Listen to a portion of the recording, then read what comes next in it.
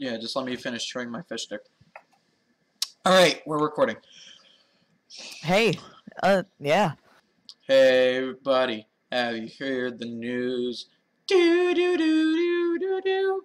It's Audiacast. That's pretty good. That's not Yeah, ours. that is not Yeah, our intro, but whatever. it's been a while since we've done one of these. Uh-huh. Couple of weeks to a month. Andy has been Oh, pestering. actually, over a month. Yep. Andy has been pestering me about this for a very long time, and so we are finally doing it. And let us talk about the thing where we talk about the thing that is not the album that we said we were going to talk about, but in fact something different that we thought would be interesting to talk about on this podcast. So since this is a music-related podcast, what better than to talk about one of the most news-heavy figures of this recent year, Kanye West. Everybody's favorite rapper, man, Kanye West. So, yes, indeed. Andy, I know that you don't have a ton of experience with Kanye West. What are your impressions of him just based off of what you know about him? Well, I don't really follow him that much in terms of the music industry and his recent antics. I actually haven't listened to any of his albums, which I need to fix. Yeah, I really need to listen to one of his albums. But based on what I know about him, he seems like, he definitely seems like someone who's not really afraid to share his opinions. To speak at least. His mind, yeah. Yeah, he's just speaking his mind. To say the least. Yeah. To say the least. Yeah. Okay, so starting with what seems like Kanye's first big break in 2018. He produced Pusha T's Daytona, which was a great album. It had a ton of energy, great beats behind it, even a guest appearance by Kanye himself. I think it was 7 tracks long. It was 23 minutes. It was incredibly well produced and tight, watertight, and it's Pusha T, and he has people are looking after him, and so that gained him a ton of traction, or that broke the news, and then later on in the summer, he released Ye, which I believe is his. I'm gonna have to look this up. It was his 9th full-length album that he released just a little bit after producing Daytona, called Ye, which was an incredibly heartfelt kind of you're sitting down and you're Kanye Shrink and he's just letting everything out about what he's been thinking, about what's been happening recently, the fact that he's bipolar, and just what he's been thinking and what he's been feeling. And most of the instrumentals are really stripped back, especially for a Kanye album, especially right after The Life of Pablo, which was incredibly experimental, to say the least. And it's just this really personal, heartfelt album, and I thought it was great. I have it on vinyl. I think it was amazing. And then, just after that, he released a collaboration with himself and Kid Cudi. Yeah. Kids See Ghost, a self-titled album, which is incredibly, almost it's pretty noisy for what it is, and it's this, this amalgamation of rock and really heavy hip-hop and hardcore hip-hop, but it makes this really, makes this really nice, melding, for what it was, this unlikely fusion. And there was some controversy with Kid Cudi and Kanye not having the best relationship and being on the best terms coming into this and coming off of it, yet they pulled together a pretty fantastic album. And so that is what Kanye West has been doing musical-wise this year. And then, of course, the upcoming album Yandi, which has garnered a ton of press about it, which we might have to talk about in a future episode. Maybe. Yeah. Perhaps. And so, yeah. And moving away from his musical stuff, let's talk about his more political stuff that has happened. Andy, why don't you give your recap about what has happened? Well, again, I haven't really been following his antics that much. I never have. I'm not really one for that kind of stuff in terms of music and the events. But all I know is essentially Kanye is a pretty big Trump dude. At least from what I've gathered from I don't think it takes a detective to figure that out, to be honest. Yeah, yeah. But essentially he made a Twitter, right? And a Twitter that has been around for a couple years. He didn't just make it. He didn't just make a Twitter. He didn't just make it, but like you know he's like recently updated it quite a bit. He's recently started activizing it. Or not activizing it, but being way more active on it. Yeah. And like way more active. I mean, like, wasn't it like 9 tweets and like 19 tweets a day? Yeah, he tweeted a lot in the summer, just really random stuff. But a few tweets stand out. He tweeted himself like wearing a MAGA cap, and then later on he met up with Trump in the White House. And that was pretty big, and people freaked out about it. Like, I know, I'm sorry to get a little bit political, I don't really want that to bleed into the podcast, but I know that a lot of people do not like the Trump administration, and they don't like what he's doing, and they feel like it's a terrible administration, and what they're doing is, frankly, appalling. And people freaked out about Kanye supporting Trump. And in my opinion, I don't see, like, I can kind of understand where they're coming from, but me personally, I was just like, oh, well, okay, like, I don't really care all that much about it. Like, why should I care about someone's political beliefs if, number one, it's not harming anybody, and number two, the music that they make is still, great, and I still enjoy the work that they produce. If Kanye West wasn't nearly as talented an artist as he is, then, I wouldn't think of him as highly as I do now. I think he is a great artist. He's definitely an incredibly influential artist, and he's a landmark of rap in the 2000s and what was happening then, with the College Dropout and Late Registration and My Beautiful Dark Twisted Fantasy. And just like, if there were one person that you could point to and say, that's what rap was like, that's what, was the big thing, it is definitely Kanye West.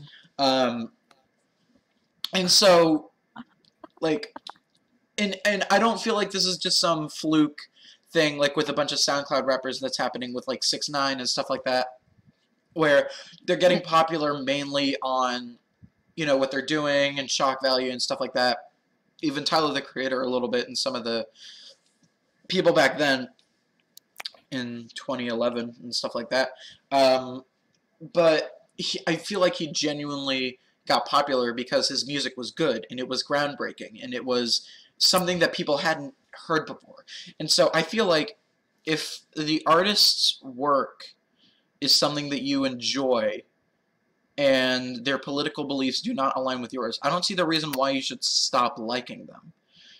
Kind of separating the art from the artist a little bit. In terms of like political beliefs and other things with like the allegations that came out against XXXTentacion and 6ix9ine and stuff like that. That's a little bit of a different story, but just political beliefs that aren't hurting anyone. I feel like it's a little bit ridiculous to completely just say like, nope, not gonna listen to this guy's works, not gonna listen to the new stuff that he puts out, because not Yandi, sorry, Ye didn't do nearly as well as like the stuff coming before or even after, like Kids See Ghosts. Like, it didn't do nearly as well because it was kind of stuck in this sort of limbo, because like he made all these remarks and people were like, ooh, gotta stay away from that for a little bit, and it didn't garner as much praise as I thought it should have, because it's a great album and it really does delve into Kanye, and it's like what he's thinking and what he's scared of, and it's like a therapy session for him, and he just kind of lets everything out. And I feel like if people had like just not paid attention to, you know, his political beliefs, and like I understand that like he made some remarks about like slavery was a choice and stuff like that, and I completely agree that that was a little bit stupid, but I still think that you shouldn't stop liking the things that you love just because, you know, the person that made the things that you love did something that doesn't align with you. Yeah. Yeah. Well, really, yeah. But also, I know this is like going really off topic from like well, not really off topic, but like it's a bit not a very good segue from that long very detailed description you just gave. But on Halloween, Kanye tweeted a picture of his face on Pickle Rick, and with the caption, "I'm Pickle Yay." That's not a lie, by the way. Okay, I hope you've all had a good time. We are removing Andy from the podcast, and this is going to be a one-man show from now on. Yeah, I'll see myself out. Yep. Thank you. Bye, Andy. Yep. Okay. Yep. Okay. Okay. Let us not bring up Pickle Rick. I'm sorry about that. Ever again. I very much apologize. Okay, so. But other than that, what else is there to talk about this this enigma of a man? What do you think Yandi's going to be like? I think Yanni's going to be like, I have no idea, to be honest. I am really hoping that he doesn't try to do a sequel to Yeezus, because Yeezus was pretty bad, and it was just really kind of dumbed down experimental hip-hop, especially for when it was released, like right up there with Death Grips and some other more experimental acts that were coming out at the time. And it was just, it was Kanye trying to make experimental music, but it wasn't working. And it fell flat on its face, if I'm being blunt. And like sequels to albums that have had a poor reception, like with Eminem and the whole Relapse, Revival, Recovery, just he kept on making those albums, and none of them were good, and he didn't see the pattern, and he just kept on going. And I think it's funny, because like the first album that he released, like outside of that sort of saga of albums, the saga, the Marshall Mathers LP 2, I thought that was actually a pretty great album. I thought it was Eminem's return to form. Like, I thought it was his best album since the Eminem Show. And I have some weird opinions on Encore. I think it's a good album, but I don't think it's yeah. I'd like to discuss Eminem's discography at one point, but I don't think Andy would. Yeah. Well, I mean, I'd have to listen to it, to be honest. Yeah. I remember the first thing that I did when I got Spotify Premium in 6th grade was I saved all of his albums, and I downloaded them like so that I could listen to them offline, and I just listened straight through Slim Shady LP, Marshall Mathers LP, Eminem Show, Encore, and then I stopped at Relapse. Oh, and I also listened to the Marshall Mathers LP too, but I stopped at Relapse, and I didn't listen to Recovery either, because I hesitated. I was like, I know that this is gonna be worse than all of the albums that I've heard before, and I don't really want to listen to it, but eventually I did listen to it, and it's really bad. It's really bad. And then of course with Kamikaze, which is just it's still tied into the whole revival thing, so of course it's bad. But it's if Eminem can just get out of the habit of just making sequels of albums that have been poorly received, then I think he can definitely get back on track. I mean, if the Marshall Mathers LP2 was anything to prove, he's still got it, and he still has that sort of energy that he had. Not to say that he doesn't have energy, but it's just it shows that he's like even after all of these years, he's still got it. And I just hope that comes through. Like when I first heard that he came out with Kamikaze, I really hoped that he, this was going to be his return, like his true return to form. His return to form, yeah. Yeah, but like even then, I thought that Marshall Mathers LP2 was his return to form, and that clearly wasn't it because he released Revival, and so I thought Kamikaze was going to be his true return to form because it wasn't another re-album, but in fact it was a follow-up to a re-album, responding to the backlash, which Oh, that's so a joy. Yeah.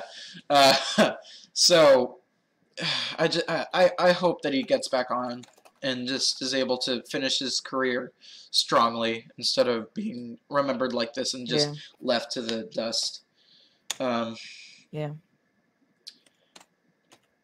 But yeah, back to Kanye. Can I just say, the reason I haven't been talking much, like, at all during this, is because A, I don't really know much about the subject, and B, I'm torn between 3 albums to recommend today, and I set up a straw poll like 15 minutes ago that basically just asking people to vote on 3 of them that I wanted to choose from, and it's 15 minutes ago. I've shared it in like billions of Discords and like 2 subreddits, and still nobody's voted. Yeah, that's what I've been mainly focusing on, just staring at that, and I apologize for that. And also, I'm making the thumbnail for it, for this episode in particular. Yes. But, yeah, I'm sorry I'm not really involved at all in this episode. I really expected you will be at one point. But yeah, at one point. Back to Kanye and the whole Yandhi thing. When I heard that he was making Yandhi and it's like the exact same album art as Yeezus, except with a different like label, I got really worried because Yeezus was really bad, and just sequels to like mixed or not really warmly received albums just never really cut it, in my opinion, and like history shows. Whoa. Okay. I'm sorry. It's just like the text fit incredibly well. For some reason, like against all odds. I'm sorry, go on. Oh no, it's fine. I think we have talked about Mr. West enough. Mr. West. Andy, would you like to? It has been 16 minutes. It's been 18 minutes since we started. 18 minutes. My apologies. 18 minutes. Coming up on 19. So Andy, would you like to transition into our album talkery? Okay, so I was gonna take a few seconds to think of a segue or transition or one-liner to transition into the album segment, but no. So the album we were talking about today was recommended ages ago by me. By Riley. We can say our real names on here, right? Yeah. It is "I Love the Blues, She Heard My Cry" by Mr. George Duke, released in, I can't remember the year. It was released in 1975. Yes, it was. Yes, good. Apt. Nice. Yeah. I just have the Spotify page up.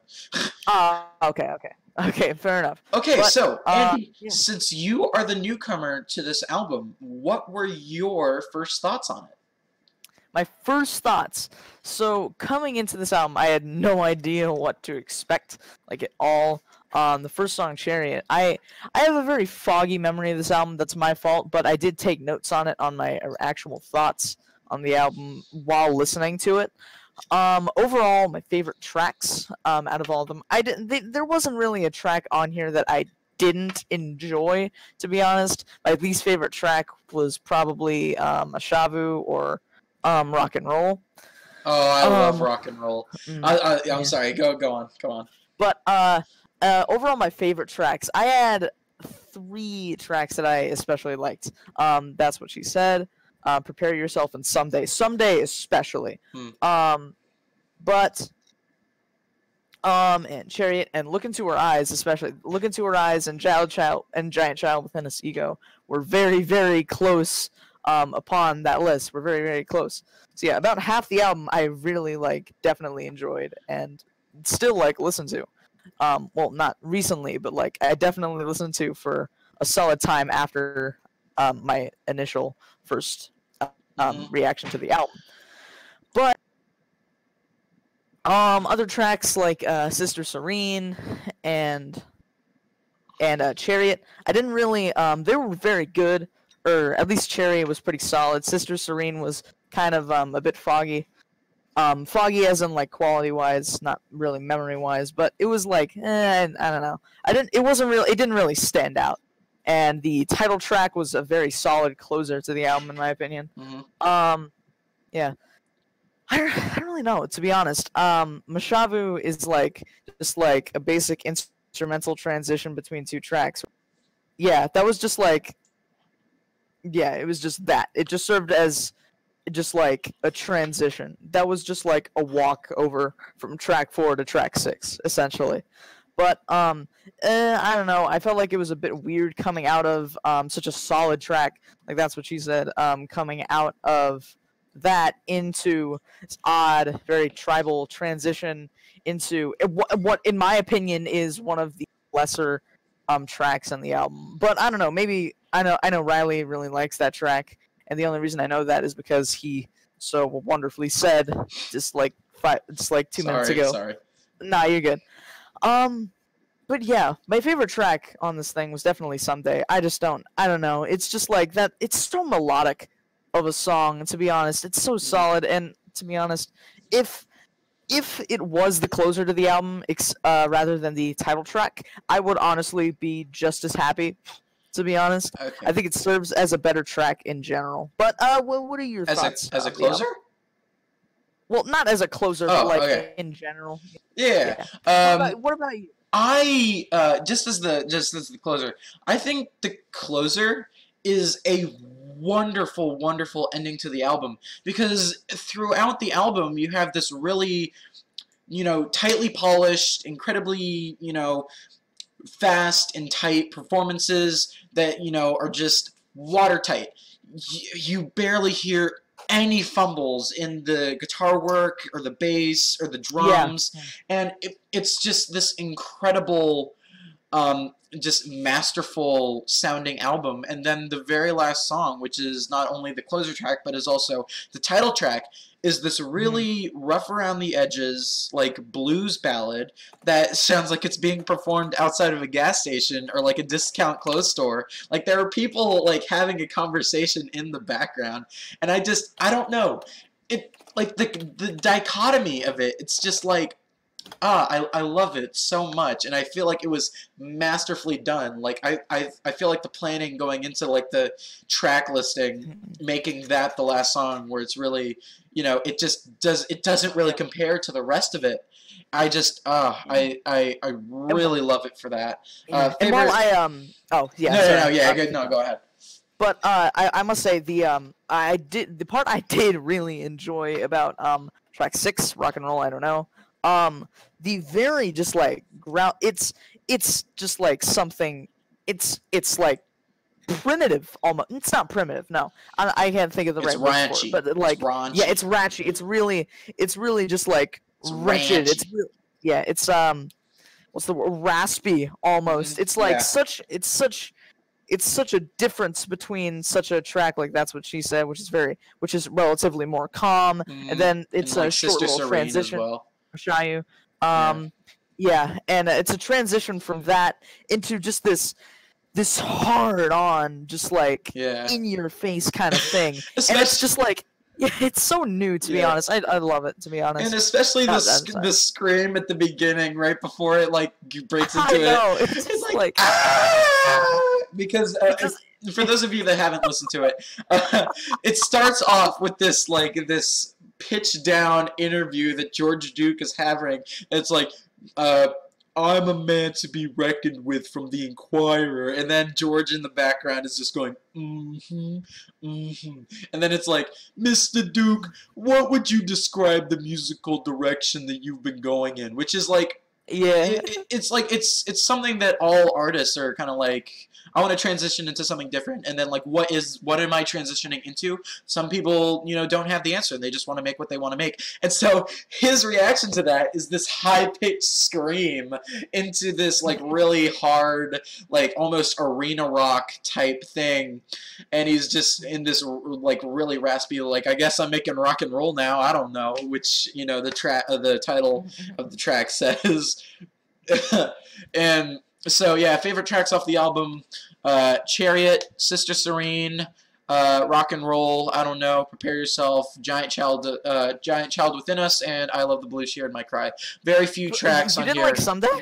Oh, really? I don't Oh, have. well, not that you didn't like it, but it's just like it didn't really stand out to you. I can't remember it all that much, and I don't remember it as much as I do with tracks like Prepare Yourself and Chariot, and especially Giant Child Within Us, which I think is, it's not my favorite on the album, but I feel like it's the best on the album. I don't know. That doesn't sound like it makes sense. Giant Child Within Us is a very, very good track. I love it. I love the progression of it is amazing. It starts off with these really atmospheric and like kind of dystopian like keyboards and like rolling xylophones that it kind of reminds me of something off of like a Godzilla soundtrack or like a monster movie that was made in Japan, and you can hear like gongs in the background being played, and it just kind of just builds up into this, you know, this thing, and then immediately once it hits its peak like crescendo, it breaks off into this really, really fast and intense like hard bop jazz song with incredibly fast yet synchronized saxophones and some really great solos. And it's such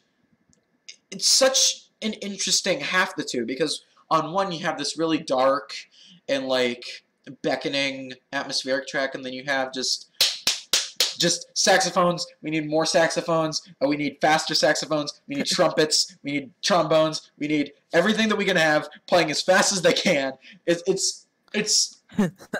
And I feel like, I don't know if it was supposed to be like two separate songs, you know, like the Giant Child Within Us and then Ego, because it can be, you know, taken as Ego is a giant child within us, which is completely understandable, but it kind of makes sense, you know. The giant child within us is this, you know, like something's coming, but we don't know what it is. And then Ego, you know, they're just playing as fast as they can with really complex like rhythms, and well, not really rhythms. They're mainly playing just like really fast 16th notes, but the way that they like the notes that they play with just.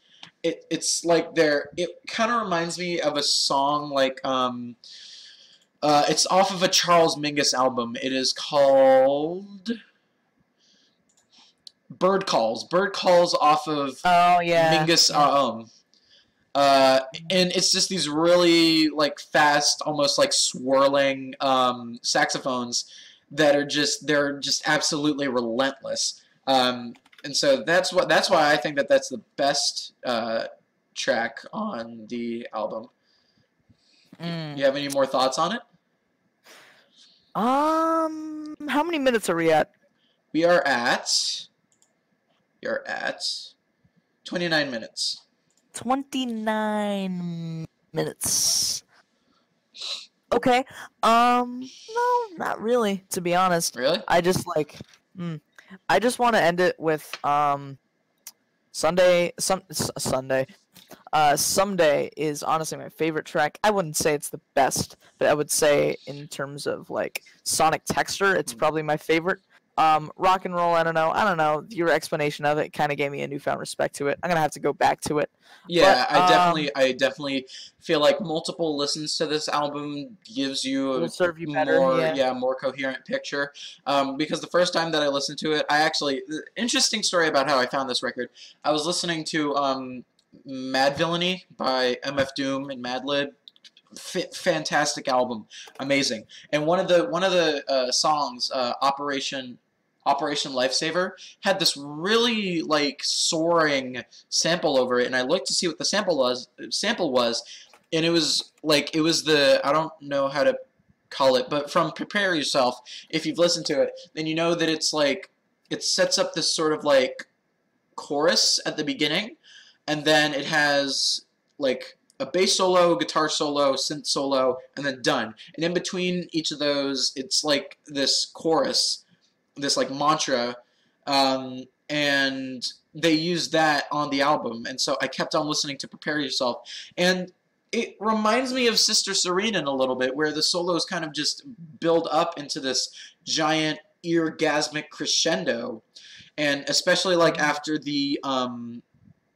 guitar solo, I'm pretty sure it's soaring like past the solar system, and it's just riding a comet, and you can see like, you know, some guitar player just wailing out these notes while he soars across the universe.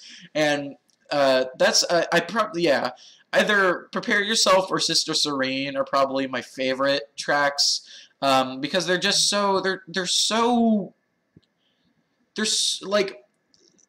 serene, you know, to use a word, you know, like Sister Serene.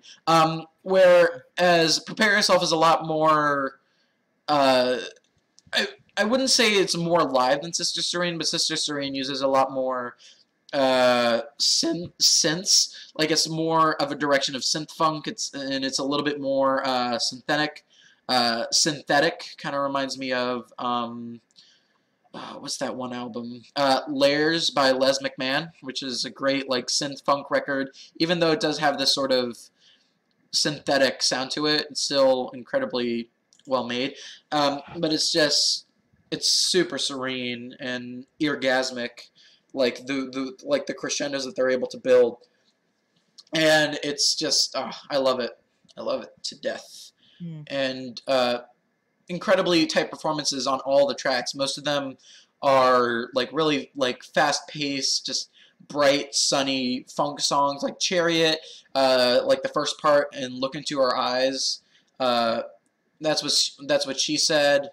Giant Child Within Us, Ego. And then on the other side of the coin, you also have these really like kind of laid back, more almost like psychedelic solo laced tracks, like the latter parts of Look Into Our Eyes. It breaks down into this almost like Pink Floydian like solo space, where it's just this like almost psychedelic guitar playing with these incredibly layered like keys and tight drums. And like Prepare Yourself and Sister Serene also have that kind of feeling. Rock and Roll, I don't know, is a little bit more raucous in that form, but it still has that sort of laid back vibe that it has. But yeah, and those are my thoughts on the album. What would you give it out of 10? Well, I wrote in my notes here that I would give it around a strong 7, to be honest. And I know I've said to be honest quite a lot, but yeah. And whatever. What would you give it? I'm giving this a 9 out of 10. 9 out of 10? Yes.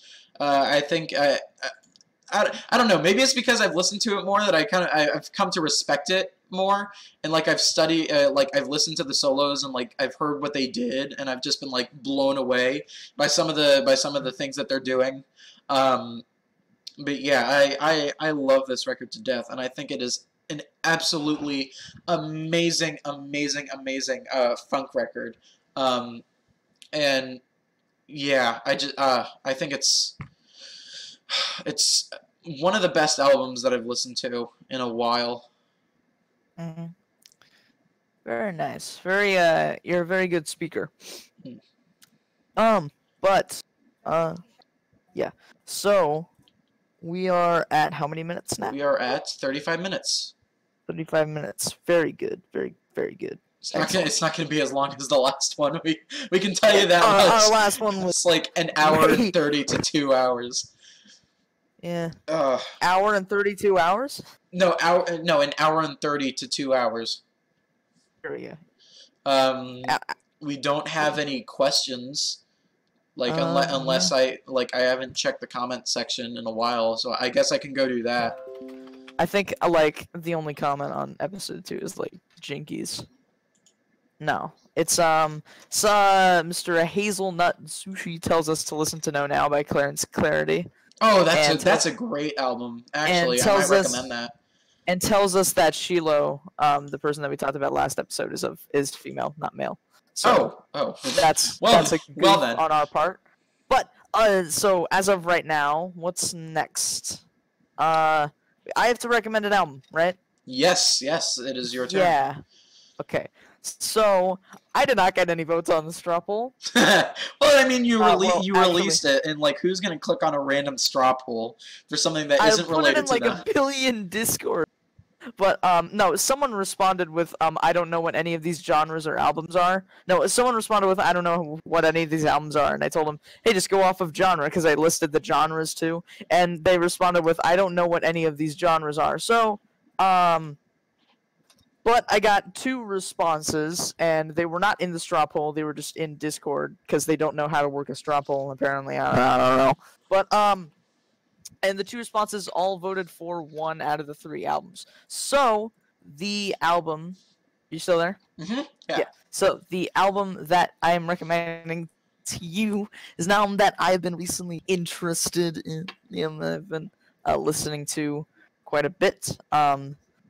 It's not that I've newly discovered it, but it's like I've newly listened to it. So the album is from 2010. It is Face Tat by Zach Hill. Ooh, Zach Hill, cool. Yeah. I have heard of, obviously, I listened to Death Grips, and I've listened to some of his, like, the Little Scuzzy EP I've listened to, which is great. But I've wanted to get into more of his, solo work. Outside and the reason of, like, I recommended, the reason I recommended this is his second solo work, and this is second and final. And the reason I didn't recommend Astrological Straits from 2008, his first album, is because it's really, really long, and the closing track is 30 minutes long.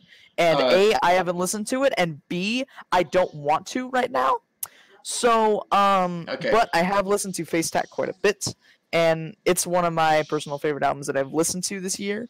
So I'll find out what you think, I guess. Okay. Yeah. Please keep in mind, do not feel afraid to recommend me an album that is super long. I have listened to a 3-hour Swans album all the way through with this song that is also 30 minutes long in length. So, nice. Yeah, no, don't be scared to recommend me an album that's long. I can definitely sit through it. It's not that I'm scared to recommend it to you. It's that I'm scared to listen to it. Really? Oh, okay. No, it's not that I'm scared. It's just like I will never want to endure that. Yeah. No, yeah. Yeah. Oh, by the way, that's Face Tat in all caps. By the way. I enjoy drone rock, so I know how to be patient with my music. Nice. Nice. But yeah, so Face Tat by Zach Hill. Yeah. Yeah, I don't think that there's anything else that we have to talk about. So, we're good. Post any questions that you have for us in the comments. Also, any debates that you'd like us to have, because we did have a debate segment last time. We just kind of was like on a whim, but yeah. We just kind of recorded this on the fly because Andy kept on bugging me. Yeah. We will do this more often though. I'd like to do this more often because this is really fun. Yes. I just don't want to have to pad for time. So, see you all in the next one. Have a good day. Bye. Goodbye. Yeah.